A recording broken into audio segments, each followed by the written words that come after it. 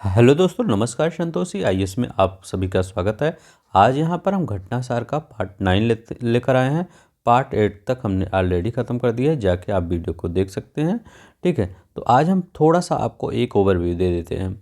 हमने जो पार्ट 8 लाया था उसमें हमने सिर्फ आपको घटना चक्र जो बुक था वही आपको करके बताते, तो हमको अंदर से खुद ही लग रहा था कि हमने आपको मतलब जो याद करवाने की हमारे चैनल की वो टेंडेंसी है, मैंने याद नहीं करवा पाया हूँ।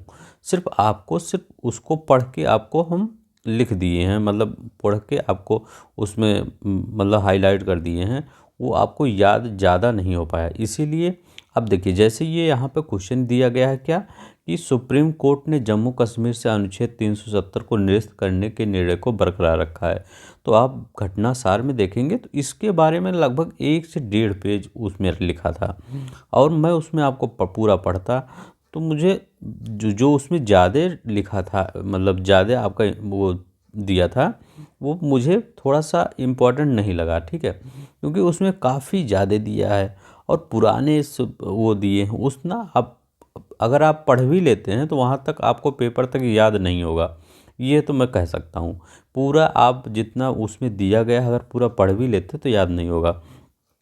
इसीलिए जैसे इसमें क्वेश्चन हुआ तो इसमें आपका क्या हुआ, तो इसमें ये क्वेश्चन हुआ कि ये 2019 में आया था 370, इसकी अध्यक्षता किसने की थी।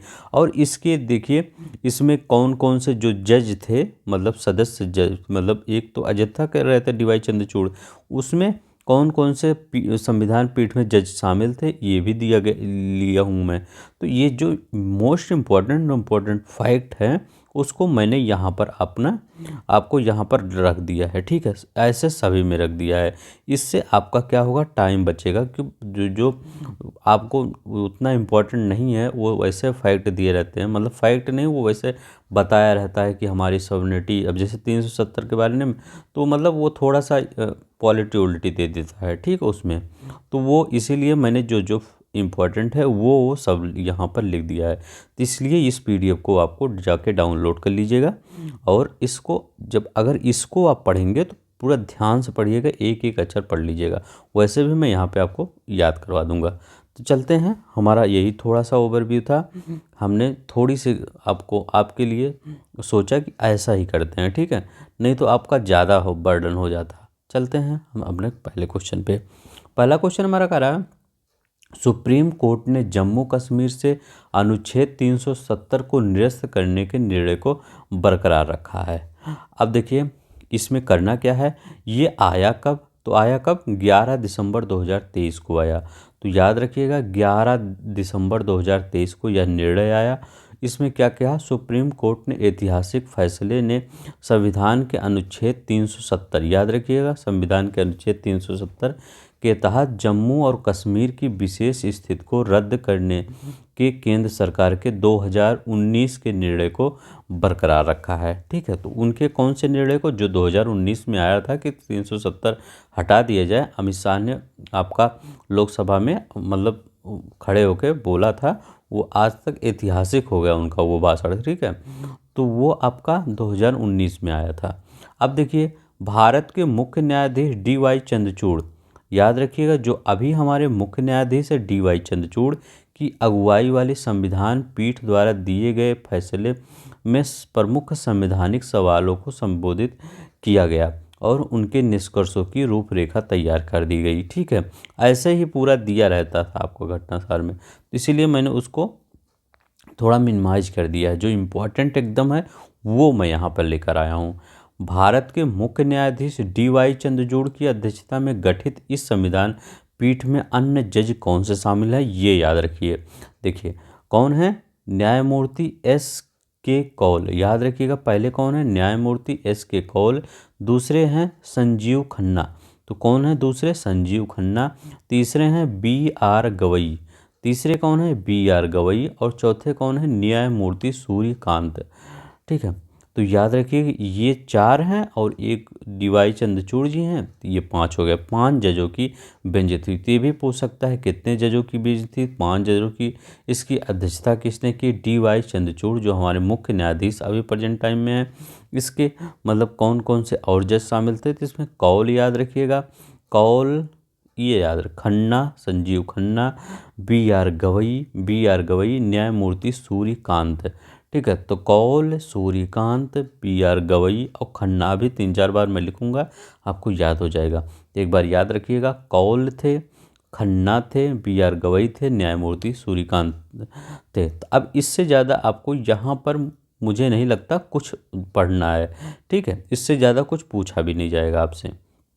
अब देखिए यहाँ पर हारून इंडिया टॉप 100 अंडर 30 की सूची 2000। तो जो हारून इंडिया है उसमें जो टॉप 100 की सूची इसमें दिया गया है। तो 13 दिसंबर 2023 को जारी हारून इंडिया टॉप 100 अंडर 30 की सूची में 30 वर्ष और उससे कम उम्र के 100 उद्यमियों को स्थान दिया गया। ठीक है, तो 30 वर्ष से जो कम थे उनको बताया गया कि हाँ ये इंडस्ट्रियल मतलब इंडस्ट्री में सबसे आगे हैं, अपने क्षेत्रों में उल्लेखनीय कौशल का प्रदर्शन किया। ठीक है, तो इसमें पहले नंबर पे दूसरे नंबर पे याद कर लीजिए, इसके बाद ज़्यादा मत याद। यहाँ पर 30 में ये सब नंबर तक दिया था, तो ये सब इम्पोर्टेंट नहीं है। पहले नंबर पे दूसरे नंबर पे याद किया।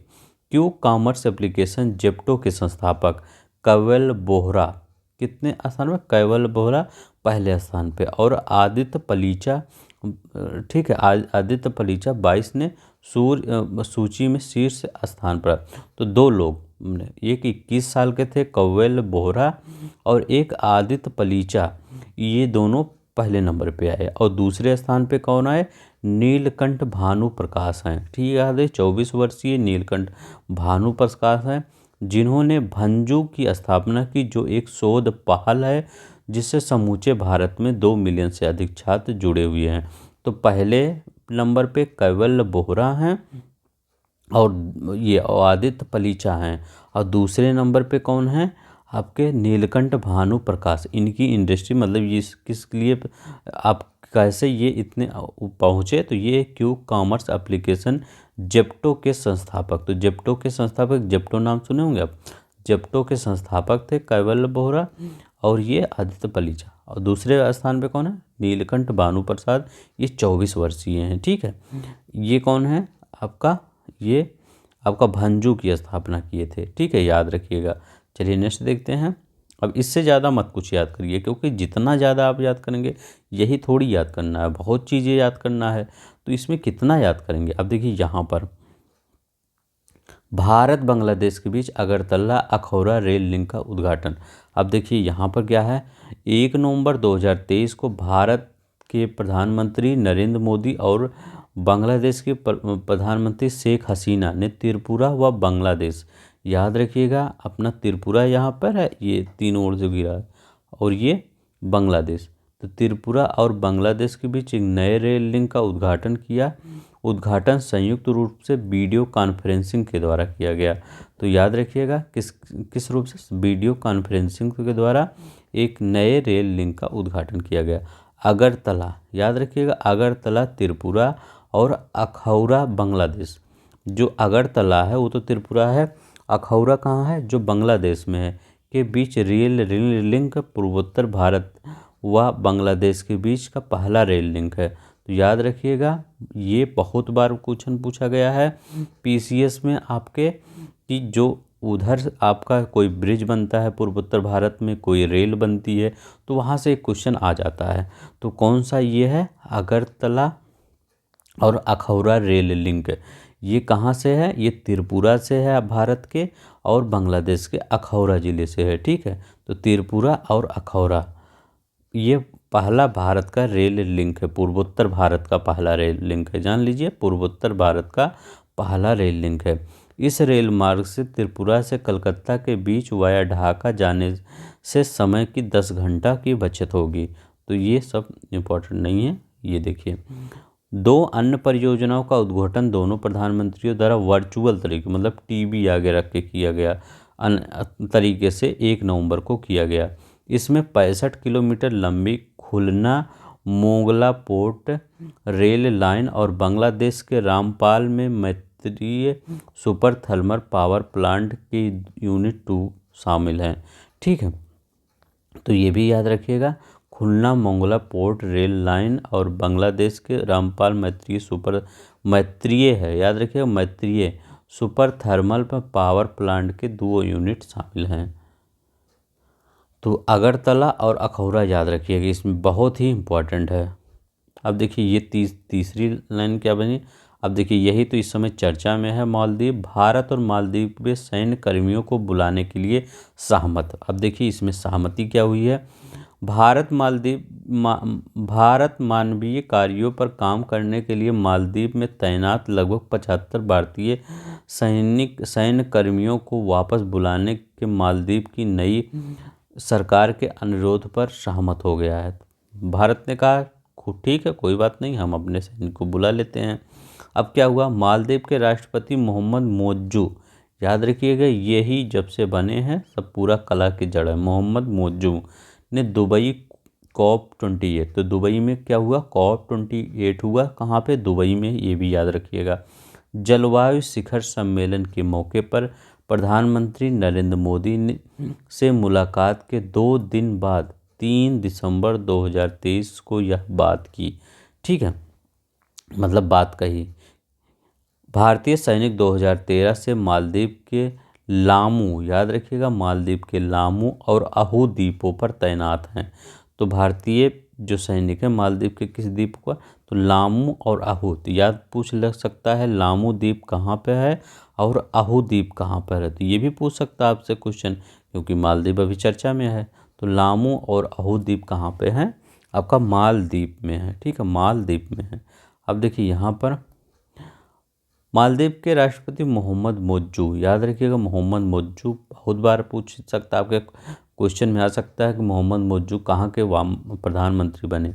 जो 30 सितंबर 2023 को संपन्न चुनाव में इब्राहिम मोहम्मद सोली, ये भारत के मतलब अच्छे दोस्त थे, ये चाहते थे भारत के साथ हमारी दोस्ती बनी रहे। और ये किसके साथ चाहते हैं, ये चाइना के साथ चाहते हैं। ठीक है, अभी इनको चाइना की स्ट्रेटजी नहीं पता है, जिस दिन ये लुटा देंगे देश उस दिन पता चलेगा। फिर श्रीलंका की तरह भाग जाएंगे कहीं और। के स्थान पर नए राष्ट्रपति चुने गए तथा जो शुरू से ही चीन के पक्षधर तथा भारत विरोधी की विचारधारा के लिए जाने जाते थे, ने 17 नवंबर 2023 को शपथ ग्रहण करने के 24 घंटे के भीतर मालदीव में तैनात भारतीय सैनिकों को वापस बुलाने के अनुरोध भारत से कर दिया। ठीक है, तो मतलब ये 24 घंटे के अंदर इनका, जैसे हमारा एक मैनिफेस्टो होता है, तो ये भी अपने मैनिफेस्टो में लिखे थे कि हम भारत के सैनिकों को हटा देंगे। ठीक है, तो पता नहीं क्या इनको मिल जाएगा। अभी तक तो हमको यही नहीं समझ में आया कि भारत के सैनिकों को हटा के इनको क्या लाभ मिलेगा। भूटान नरेश जिग्मे खेसर नाम गयाल वांगचुक। ठीक है, याद रखिएगा जिग्मे खेसर नाम गयाल वांगचुक, ये भूटान के नरेश की भारत यात्रा है, ने अपने देश के उच्च स्तरीय शिष्टमंडल के साथ भारत की आधिकारिक यात्रा 3 से 10 नवंबर 2023 को संपन्न की। याद रखिएगा कब संपन्न की, 3 से 10 नवंबर 2023 को संपन्न की। इसमें क्या हुआ, भूटान में 10-20 मेगावाट की 1020 मतलब पुनात सांगछू, नाम भी अलग है, पुनास्ता चांगचू जल विद्युत परियोजना के निर्माण की प्रगति पे दोनों पक्षों में संतोष व्यक्त किया। तो याद रखिएगा ये भी आपका पूछ सकता है कि भारत और ये भूटान के बीच कौन सी जल विद्युत परियोजना है, तो कौन से, पुनात सांगछू, कौन सी है, पुनात सांगछू है, याद रखिएगा इम्पोर्टेंट है। और यहाँ देखते हैं यहाँ पे क्या है और आगे, असम में कोरका झार तथा भूटान के गिलेफू, याद रखिएगा असम के कोरका झार और भूटान के गुलोफू के बीच रेल रिंग के लिए लोकेशन सर्वे पर काम मतलब सहमत। तो ये आपका भविष्य का करंट है, जब रेल लिंक तैयार हो जाएगा तो एक करंट बन जाएगा। असम के कोकराझार और भूटान के गिलोफू, भूटान के इंटरनेशनल बिग कैट अलायंस, याद रखिएगा इंटरनेशनल बिग कैट अलायंस में शामिल होने के निर्णय का भारत ने स्वागत किया। तो ये भी पूछ सकता है कौन सा ऐसा देश है जो बिग कैट अलायंस में शामिल हुआ, इंटरनेशनल बिग कैट अलायंस, तो कौन सा शामिल हुआ, भूटान शामिल हुआ, बिग कैट अलायंस में भूटान शामिल हुआ, याद रखिएगा। तीसरे देश के लोगों के प्रवेश के लिए असम में डारंगा और भूटान में सामद्रुप जोंगखार में इमिग्रेशन चेक पॉइंट, याद रखिए कि इमिग्रेशन चेक पॉइंट बना सहमति दोनों पक्षों पर बनी कि बनाया जाएगा। अब देखिए यहाँ पर क्या है, भूटान के छात्रों के लिए असम में मेडिकल कॉलेजों में सीटें बढ़ाने के लिए भी सहमति पर वार्ता हुई।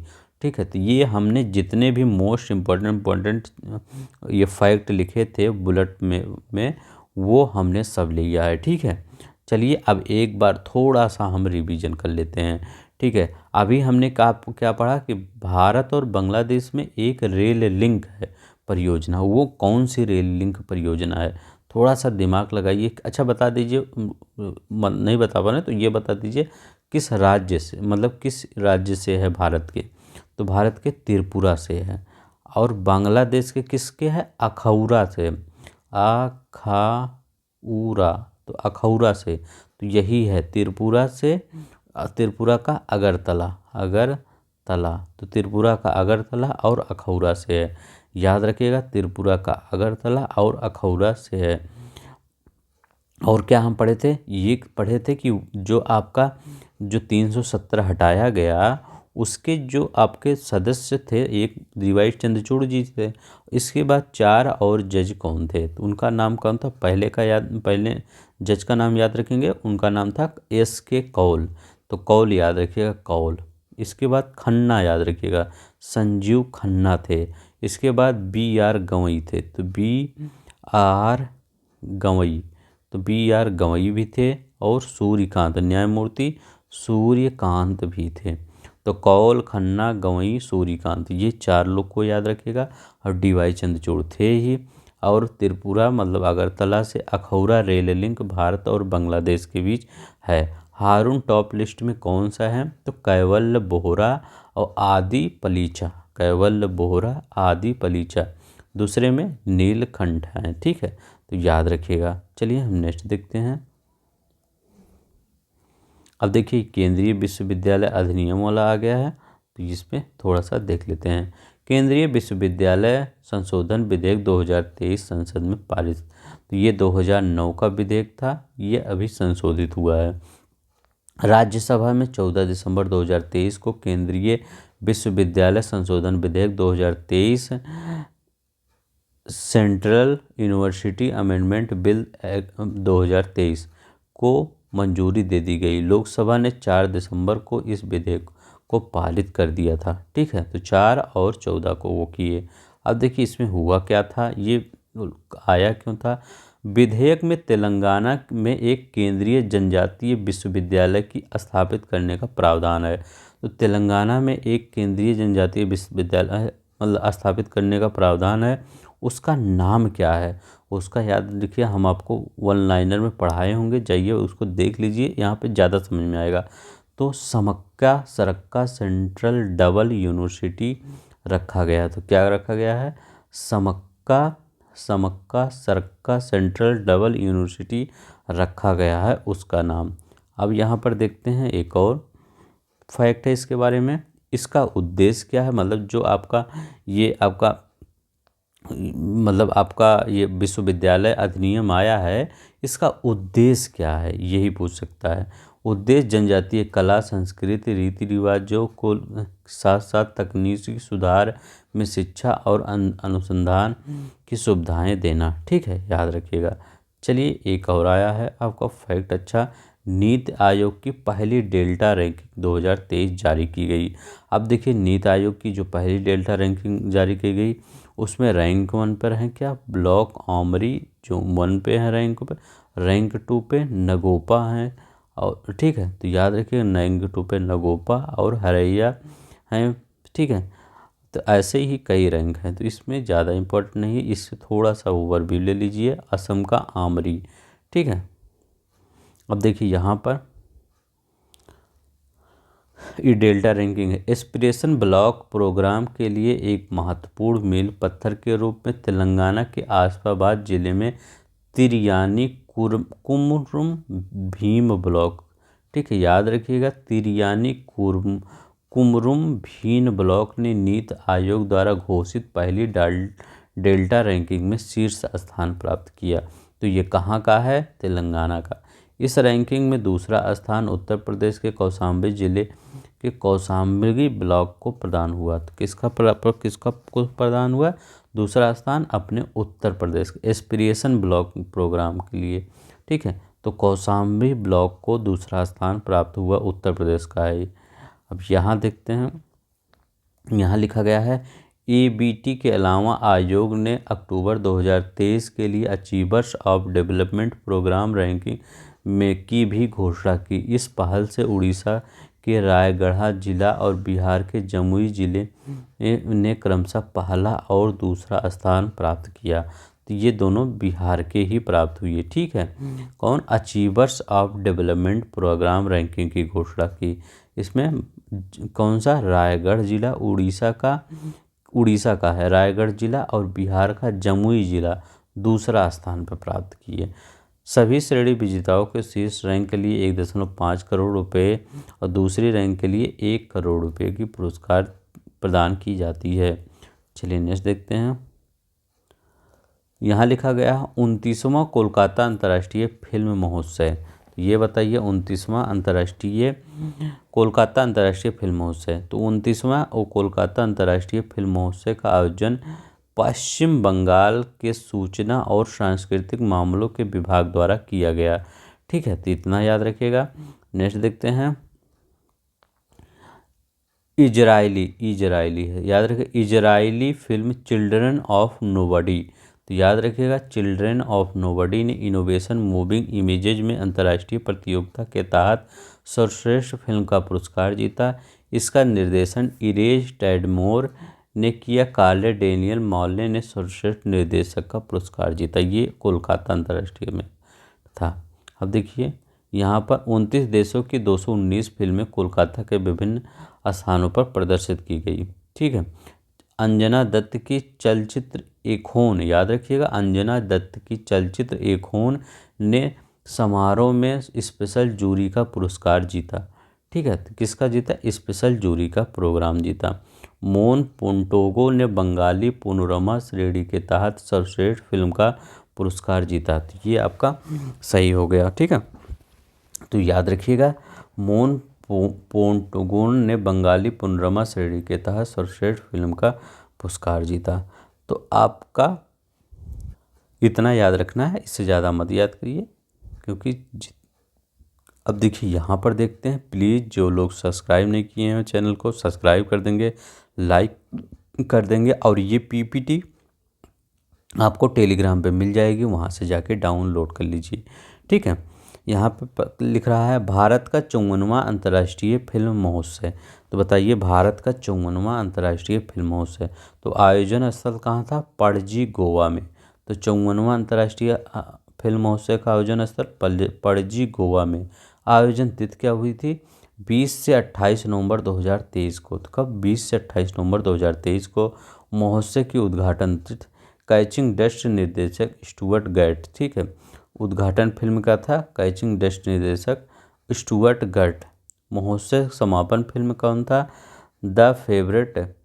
ठीक है, फेवरेट निर्देशक कौन है? रॉबर्ट कोलोनडी। ये निर्देशक नीचे लिखा गया है, और ये कैचिंग डस्ट है। तो कैचिंग डस्ट उद्घाटन फिल्म थी, और समापन फिल्म की कौन थी? The featherweight.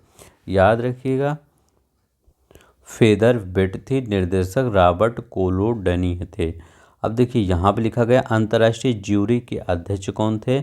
तो भारतीय फिल्म निर्माता निर्देशक शेखर कपूर। तो याद रखिएगा, भारतीय फिल्म के निर्माता निर्देशक शेखर कपूर ज्यूरी के अध्यक्ष थे। अब देखिए यहाँ पे क्या लिखा गया है? फिल्म पुरस्कार को के साथ दी जाने वाली ट्रॉफी क्या है? स्वर्ण और रजत मयूर। ठीक है, ये दिया जाता है। चलिए अब इसके बारे में देख लेते हैं कौन क्या क्या पाया है। तो ये 54वां अंतर्राष्ट्रीय जो फिल्म महोत्सव था, इसमें क्या क्या सर्वश्रेष्ठ फिल्म कौन सा था? तो सर्वश्रेष्ठ फिल्म कौन सा था? ईरानी निर्माता निर्देशक अब्बास अमीनी की फिल्म एंडलेस बॉर्डर्स। याद रखिएगा, एंडलेस जो बॉर्डर है वो पहली फिल्म थी, मतलब सर्वश्रेष्ठ फिल्म थी। इसको क्या मिला, स्वर्ण मयूर मिला है। इंडलेस बॉर्डर, तो इंडलेस बॉर्डर याद रखिएगा 54वां अंतर्राष्ट्रीय फिल्मोत्सव में इंडलेस बॉर्डर को स्वर्ण पदक मिला, स्वर्ण मयूर मिला सर्वश्रेष्ठ फिल्म के लिए। सर्वश्रेष्ठ निर्देशक कौन थे, रजत मयूर। अब बुल्गारिया के निर्देशक स्टीवन कोमरोंड, ठीक है, तो याद रखिए फिल्म कौन, ब्लागज लेसन्स के लिए। तो बुल्गारिया के निर्देशक स्टीवन कोमरोंड, फिल्म ब्लागज लेसन्स के लिए। नेक्स्ट देखते हैं, सर्वश्रेष्ठ अभिनेता कौन थे, सर्वश्रेष्ठ अभिनेता ईरानी अभिनेता पुरिया रहीमी सैम और एंडलेस बॉर्डर में भूमिका के लिए, ठीक है। तो ये क्या है, ईरानी अभिनेता पुरिया रहीमी सैम, पुरिया रहीमी सिंह एंडलेस बॉर्डर्स में भूमिका, मतलब इसने ही एंडलेस बॉर्डर ने सर्वश्रेष्ठ फिल्म जीती और इसके जो वो एक्टर थे, अभिनेता थे, वो सर्वश्रेष्ठ अभिनेता बने। तो एंडलेस बॉर्डर के लिए सर्वश्रेष्ठ अभिनेत्री कौन बनी, फ्रांसीसी अभिनेत्री मेलनी थियरी। तो याद रखिए मेलनी थियरी, फिल्म कौन सी थी, पार्टी ऑफ फूल्स, याद रखिएगा पार्टी ऑफ फूल्स की भूमिका के लिए। तो पार्टी ऑफ फूल्स की भूमिका के लिए फूल्स है। जूरी की विशेष पुरस्कार भारतीय निर्माता निर्देशक ऋषभ शेट्टी कन्नड़ फिल्म कांतारा के लिए। तो लिखिए जूरी का विशेष पुरस्कार जो कांतारा मूवी आई थी उसके लिए मिला जूरी का पुरस्कार। अब यहाँ पर देखते हैं, किसी निर्देशक की फिल्म की सर्वश्रेष्ठ फिल्म का पुरस्कार best debut film of a director सीरियाई निर्देशक रेगर आजाद काया व्हेन द सीडलिंग ग्रो के लिए, ठीक है। ICFT यूनेस्को गांधी पदक एंथनी चेन फिल्म ड्राफ्ट के लिए दिया गया। तो ICFT यूनेस्को गांधी पदक एंथनी चेन फिल्म ड्रिफ्ट के लिए दिया गया। सर्वश्रेष्ठ वेब सीरीज याद रखिएगा, ये भी इम्पोर्टेंट है। सर्वश्रेष्ठ वेब सीरीज किसको दिया गया, दीपक कुमार मिश्रा, याद रखिएगा, पंचायत सीजन 2 के लिए। तो ये मेरी भी फेवरेट वेब सीरीज है, मैंने इसको कम से कम 10 बार देख चुका हूँ, ठीक है, तब भी मैं उबता नहीं इस वेब सीरीज को देखते, ठीक है। तो जब भी हमको टाइम मिलता है मैं इस वेब सीरीज को देख लेता हूँ। सिनेमा में जीवन पर्यंत योगदान के लिए सत्यजीत रे हॉलीवुड के निर्माता निर्देशक माइकल डक्सन। तो सिनेमा में जीवन पर्यंत योगदान के लिए सत्यजीत जे पुरस्कार किसको मिला, तो हॉलीवुड के निर्माता निर्देशक माइकल डगलस को मिला, ठीक है। तो याद रखिएगा बहुत इंपॉर्टेंट है, पूछ सकता है, सत्यजीत रे पुरस्कार किसको मिला, किसको, माइकल डगलस को मिला। और सर्वश्रेष्ठ फिल्म किसको मिला, तो सर्वश्रेष्ठ फिल्म एंडलेस बॉर्डर के लिए मिला, याद रखिएगा एंडलेस बॉर्डर के लिए मिला। अब सबसे इम्पोर्टेंट क्या है इसमें, ये है सबसे इम्पोर्टेंट है, भारतीय सिनेमा में योगदान के लिए विशेष सम्मान माधुरी दीक्षित को मिला। तो माधुरी दीक्षित को भारतीय सिनेमा में विशेष योगदान के लिए सत्यजीत रे पुरस्कार माइकल डगलस को मिला, याद रखिएगा। चलते हैं नेक्स्ट देखते हैं, ये भारत में साइबेरियाई बाघों का पहला जोड़ा 12 साल बाद दार्जिलिंग पहुंचा। तो पश्चिम बंगाल के दार्जिलिंग में Padmaja Naidu Himalayan zoological park में, ठीक है, 2 लुप्तप्राय साइबेरियाई बाघ का पहला जोड़ा दिसंबर 2023 के पहले सप्ताह में पहुंचा। साइबेरियाई बाघ लारा और देखिए साइबेरियाई बाघ लारा और अकामास 12 साल बाद कोलकाता हवाई अड्डे से 2 विशेष एम्बुलेंस में दार्जिलिंग पहुंचे, ठीक है। तो ये याद रखिएगा, साइबेरियाई बाघ लारा और अकामास 12 साल बाद कोलकाता हवाई अड्डे से 2 विशेष एम्बुलेंस में दार्जिलिंग पहुंचे। नेक्स्ट देखते हैं, भूटान ने असम सीमा पर अंतर्राष्ट्रीय शहर बनाने की घोषणा की। तो भूटान ने असम सीमा पर कौन सा शहर बनाने की घोषणा की, अंतर्राष्ट्रीय शहर बनाने की घोषणा की। तो ये भी पूछ सकता है कि कौन सा ऐसा देश है जो अपनी सीमा पर अंतर्राष्ट्रीय शहर बनाने की घोषणा की, तो भूटान ने। अब देखिए दिसंबर 2023 में भूटान के राजा जिग्मे खेसर नागपाल वांगचुक ने असम सीमा पर अंतर्राष्ट्रीय शहर बनाने की घोषणा की। तो भूटान ने किस सीमा पर? असम की सीमा पर अंतर्राष्ट्रीय। ठीक है, तो यह कितने क्षेत्र में विस्तृत होगा? 1000 वर्ग किलोमीटर से अधिक क्षेत्र में विस्तृत होगा। इसे भारत के उत्तर पूर्वी राज्यों के माध्यम से दक्षिण एशिया को दक्षिण पूर्व एशिया से जोड़ने वाले आर्थिक गलियारे के रूप में स्थापित किया जाएगा। ठीक है, ये याद रखिएगा। और इसमें क्या याद रखेंगे आप? भारतीय राज्य असम की सीमा को साझा करने वाले इस प्रोजेक्ट का नाम गोगेफू स्मार्ट सिटी परियोजना। तो ये भी पूछ सकता है कि गोगेफू, ठीक है, याद रखिएगा, मेरा प्रोनाउंसिएशन ना सही हो तो सॉरी। गोगेफू स्मार्ट सिटी परियोजना किस देश से संबंधित है? तो गोगेफू स्मार्ट सिटी परियोजना भारत और भूटान से संबंधित है। किससे? भारत और भूटान से। भारत का सबसे बड़ा सर्कुलर रेलवे बंगलुरु में। अब देखिए यही है, ये वाला यहाँ। ठीक है, तो भारत का सबसे बड़ा सर्कुलर रेलवे बंगलौर में। तो इसके बारे में देख लेते हैं क्या है। आप घटना चक्र आपके पास अगर होगा तो देखिए सब कुछ वैसे ही लिखा गया है। जितने भी इम्पोर्टेंट पॉइंट थे हमने सब यहाँ लिख दिया है। ठीक है, कुछ नहीं छूटा है। 27 नवंबर 2023 को रेल मंत्री अश्विनी वैष्णव ने कहा, बंगलुरु को शीघ्र ही 287 किलोमीटर लंबी सर्कुलर रेलवे मिलेगी जो इसके आसपास के सभी महत्वपूर्ण शहरों को जोड़ेगी। यह भारत में अपनी तरह का सबसे बड़ा नेटवर्क होगा। ठीक है, यह नेटवर्क अगले 40 से 50 वर्षों को शहर की ज़रूरतों को ध्यान में रखते हुए बनाया जाएगा, जो इस 7 रेलवे ट्रैक पर पूर्ण कनेक्टिविटी प्रदान करेगा। अभी तक चेन्नई में भारत का सबसे बड़ा 235.5 ठीक है किलोमीटर सर्कुलर रेलवे है। तो याद रखिएगा, अभी तक चेन्नई में, अब इससे भी बड़ा बन रहा है। कितना? 287 किलोमीटर का। याद रखिएगा, 287 किलोमीटर का बंगलौर में सर्कुलर रेलवे बनाया जा रहा है। तो यही पूछ सकेगा, आपसे पूछेगा कि बंगलौर में कौन सा रेलवे लिंक बनाया जाएगा? सर्कुलर रेलवे लिंक बनाया जाएगा। या पूछ सकता है कहाँ बनाया जाएगा? बंगलौर, चेन्नई, दिल्ली, महाराष्ट्र, ये से ऑप्शन दे सकता है। ठीक है, तो बंगलौर में। अब देखिए यहाँ पर भारत का गरबा नृत्य यूनेस्को की सूची में शामिल। तो जो ये भारत का गरबा ना, नहीं, ये गुजरात में सबसे ज़्यादा होता है।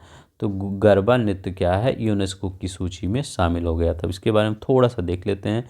गुजरात के गरबा नृत्य को दिसंबर 2023 में यूनेस्को ने अंतर्राष्ट्रीय पहचान देते हुए अमूर्त सांस्कृतिक विरासत, याद रखिए, अमूर्त सांस्कृतिक विरासत घोषित किया।